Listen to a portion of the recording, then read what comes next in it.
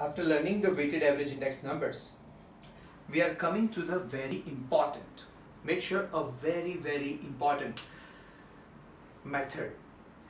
This method is bound to be asked in your board exams. इस method को आपकी board exams में पूछना ही पूछना है क्योंकि आपके पेपर पैटर्न का एक पार्ट बन चुका है. मेक श्योर कीजिएगा this illustration 12 you can review, revise and refer as many times you should. जितनी बार उसे आप समझेंगे, जितनी तरह से उसे आप अलग अलग अंडरस्टैंडिंग करेंगे, आपको इससे काफी कुछ फायदा हो सकता है. And this type of questions is given a weightage of 5 marks as well. इससे 5 मार्क आप हासिल कर सकते हैं. Let's see what the illustration 12 says. It has a unique names, inside. I'm sure you are aware that in economics, in OCM, you might have heard about many of the authors. शायद even states की भी बात करें तो last year आप कुछ authors पढ़ चुके हैं जैसे Karl Pearson, Bowley's index number, Pascal triangle. ये सब नाम शायद आपने सुने हैं. If you remember this, these were the authors or these were the mathematicians or the statisticians who started off preparing this formula. Now, this index number is basically related to the price rise, which means the inflation. And when we come across the word inflation, यानी महंगाई के जब आप सामना करते हैं, तो normally हम क्या करते हैं? What we find कि पुराना प्राइस क्या था, नया प्राइस क्या था, पहले कितना क्वांटिटी मिलता था, आज कितना क्वांटिटी मिल रहा है. See it's really important to know the quantity as well, right. जैसे कहीं सब्जी मंडी में चले गए तो कहीं पे हम पूछते हैं ना लौकी का प्राइस क्या है, तो सामने वाला जो शॉपकीपर होता है वो कुछ आंसर इस तरह से देता है कि भाई 20 रुपए का किलो है या 20 रुपए का 500 ग्राम है. यानी हमेशा कोई क्वांटिटी अटैच रहती है आपकी प्राइस के साथ. मेक श्योर कीजिएगा आपके इस क्वेश्चन से शुरुआत हो रही है क्वांटिटी को रिकॉग्नाइज करने की. ध्यान से सुनिएगा. इलस्ट्रेशन नंबर 12 में आपको दिया गया है 4 आइटम के नाम, राइस, मिल्क, ब्रेड एंड बनाना.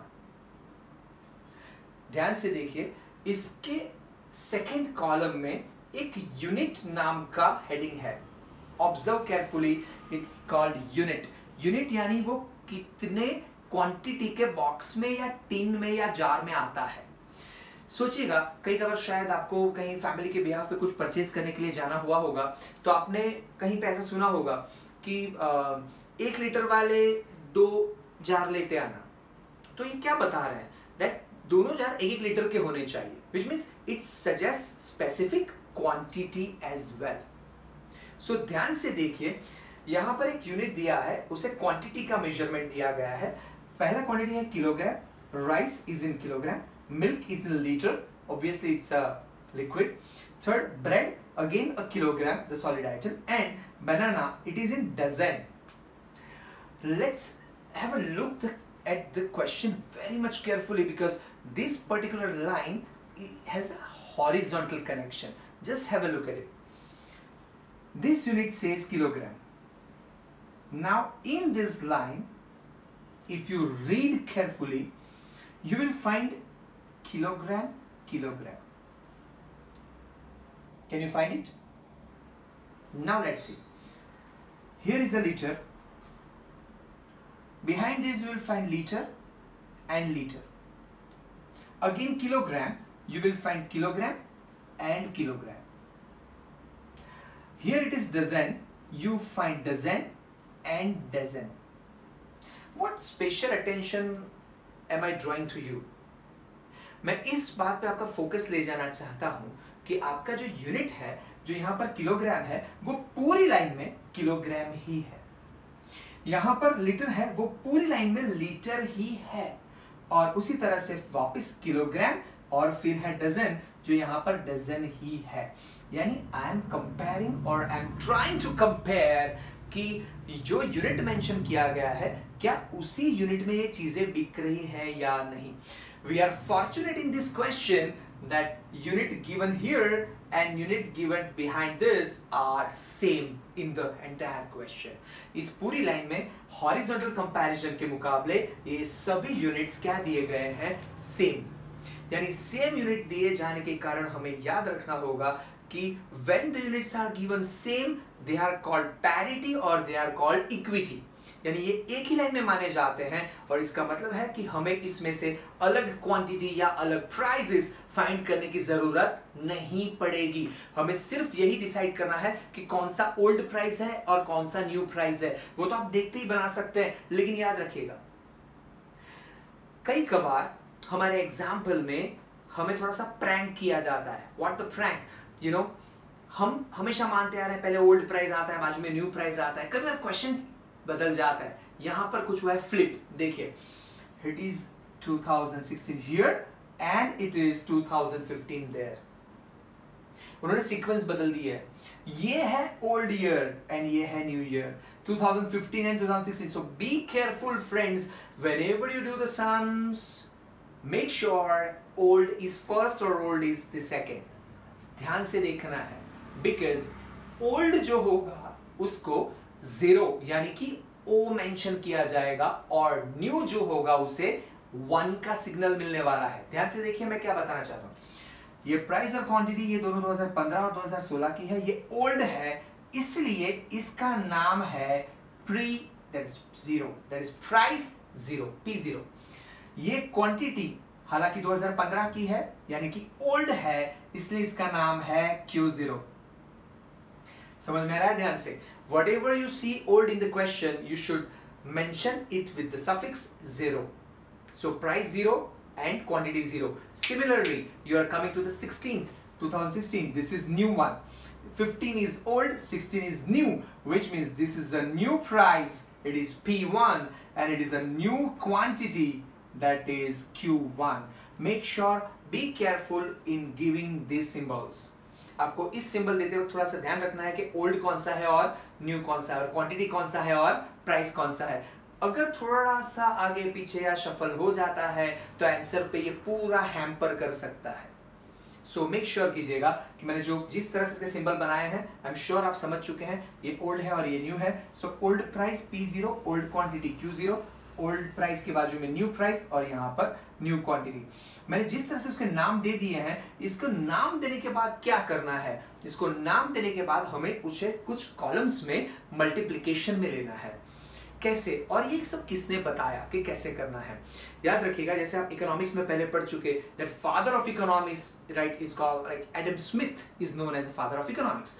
तो उन्होंने जब इकोनॉमिक्स की डेफिनेशन बनाई थी, फिर उसके बाद याद आ रहा है आपको, देयर वाज, धीरे धीरे याद कीजिए, राइट क्या है दूसरा नाम, अल्फ्रेड मार्शल, और फिर बाद में रॉबिन्स, ये सब पढ़ा था आपने। तो ये जो नाम थे उसी तरह से इसमें कुछ नाम शामिल है जिन्होंने इससे रिलेटेड फॉर्मूले बनाए थे, राइट। नेचुरली अभी तक हमने कोई भी इंडियन टेरिटरी वाला फॉर्मूला पढ़ा नहीं है, राइट। ध्यान से कभी आपने किसी फॉर्मूला पढ़ा है कहीं पे नाम लिखा गया हो, राइट, कि भाई ये मगन भाई का फॉर्मूला है, राइट, या फिर ये त्रिकम भाई का फॉर्मूला है, नहीं है। अभी तक भी जो फॉर्मूला बन रहे हैं वो सब फॉरेन बेस्ड फॉर्मूला बने हैं। You are right in this case. यहाँ पे भी फ्रेंच ऑथर्स आ रहे हैं जिन्होंने 3 अलग अलग फॉर्मूले बनाए हैं। ध्यान से देखिएगा कि यहाँ पर मैं फॉर्मूला क्रिएट कर रहा हूँ।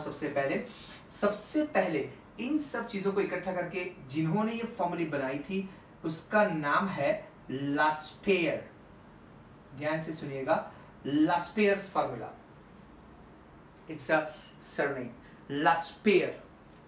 सेकेंड ऑथर का नाम है Paasche. Make sure Paasche, you pronounce it as Paasche. And the third author is known for this is called Fisher. So I repeat, Laspere, Pache and Fisher.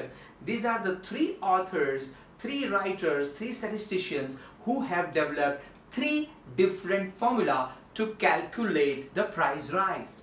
Price rise को count करने के लिए तीनों ने अलग अलग फॉर्मूले बनाए हैं और ये तीनों फॉर्मूला से बना हुआ इलस्ट्रेशन 12 क्वेश्चन है। लास्पेयर ने क्या बताया, ध्यान से देखिए, व्हाट ही सेड। लास्पेयर ने बोला कि अगर आपको इंडेक्स लास्पेयर का बनाना है तो सबसे पहले नई प्राइस और पुरानी प्राइस को एक दूसरे के ऊपर नीचे रखना है। अगर आप इसे ध्यान से देखेंगे तो आप बता सकते हैं सर ये कुछ इंडेक्स आई के बारे में हम पढ़ चुके हैं, बट यहां हर प्राइस के बाजू में आ जाएगी quantity. Make sure we are attaching quantity into this. Laspere said whatever price you pay, whatever price you were paying, both had a certain quantity of old times. Make sure, ध्यान से देखिएगा, इसके आगे मैं अटैच कर रहा हूं summation, that is sigma. What is the speciality, you know? P1 upon P0 is same, but यहां पर है Q0 यानी old quantity. So Laspere believed into that कि पहले जितना क्वांटिटी मिलता था अभी भी क्वांटिटी वही मिल रहा है, which means we are paying high prices. हम पहले से ज्यादा प्राइसेस पे कर रहे हैं लेकिन क्वांटिटी तो ऑलमोस्ट सेम ही मिल रहा है, right? But now what the change Paasche has made into this formula? Make sure I'm writing IP. You know why? It is IL, L for Laspere, P for Paasche's. So I will change this formula a little bit. थोड़ा सा ही change करेंगे. क्या change होगा देखिएगा, sigma P1 upon sigma P0, ये चीजें common है. अभी तक आपने जो देखा है उसमें से इतनी चीजें इसमें कॉमन है. फर्क पड़ेगा Q0 की जगह पे आ जाने वाला है Q1. The new quantity will be replaced. New quantity का मतलब वक्त बदलने के साथ कई कबार चीजों की क्वांटिटी में भी इजाफा होता है. जैसे कि कुछ चीजों के आप बोले ना, बाय 2 गेट 3, बाय 5 गेट 7, समझ रहे हैं, कहीं पे कुछ क्वांटिटी फ्री भी दिया जाता है ज्यादा क्वांटिटी के साथ, तो इसे नया क्वांटिटी कहते हैं. That is called Q1. Make sure you identify the change into 100. This is Q0, this is Q1. And let's switch to the third author's formula, Fisher means IF, Fisher. And what he did, the smart work, as you guys do many a times, right? This is Fisher's formula will include Laspere as well as Paasche. यानी Laspere का answer जो आएगा वो और Paasche का जो answer आएगा वो, दोनों को मल्टीप्लिकेशन करके उन्होंने दे दिया है उसको स्क्वायर रूट.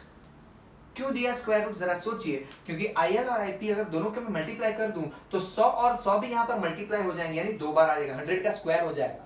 सो उसे एलिमिनेट करने के लिए उन्होंने उसे डाल दिया है छोटी सी छतरी के नीचे, that is below the square root. Clear?